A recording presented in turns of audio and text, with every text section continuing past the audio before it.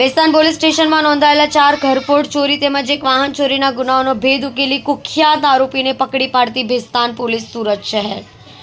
Police commissioner Surat શહેર, અધિક police commissioner sector 2, નાયબ પોલીસ કમિશનર ઝોન 6, મદદનીશ પોલીસ કમિશનર આઈ ડિવિઝનના માર્ગદર્શન હેઠળ police inspector V L. Patel, police inspector V M. Desai નામા બેસ્તાન પોલીસ સ્ટેશન વિસ્તારમાં બનતા ઘરફોડ ચોરીના તેમજ વાહન ચોરીના બનાવો અટકાવવા અને શોધી કાઢવા માટે સૂચના અને માર્ગદર્શન આપતા, જેને આધારે surveillance police sub inspector S G. ચૌહાણના નેતૃત્વ હેઠળ રાત્રિના સમયગાળા દરમિયાન બેસ્તાન 3 રસ્તા ખાતે assistant head constable Digvijaysinh Ajitsinh, assistant head constable Sunilbhai Nagarbhai, assistant head constable Bharatbhai Bhimabhai, assistant police constable Brijrajsinh Digvijaysinh, assistant police constable Dharmeshdan Jitudan નાઓના વાહન ચેકિંગમાં હતા. તે દરમિયાન બેસ્તાન આવાસ તરફના બ્રિજ ઉપરથી મોટરસાઇકલ ઉપર 3 ઇસમો આવતા હોય પોલીસને જોઈ પોતાની મોટરસાઇકલ છોડી ભાગવા જતા પોલીસે કોર્ડન કરી ઇસમને પકડી પાડી તેનું નામઠામ પૂછતા પોતાનું નામ ગુરુદયાલસિંહ ઉર્ફે પિંતલ દિલીપસિંહ બાવરી, ઉંમર 26, રહેવાસી રૂમ નંબર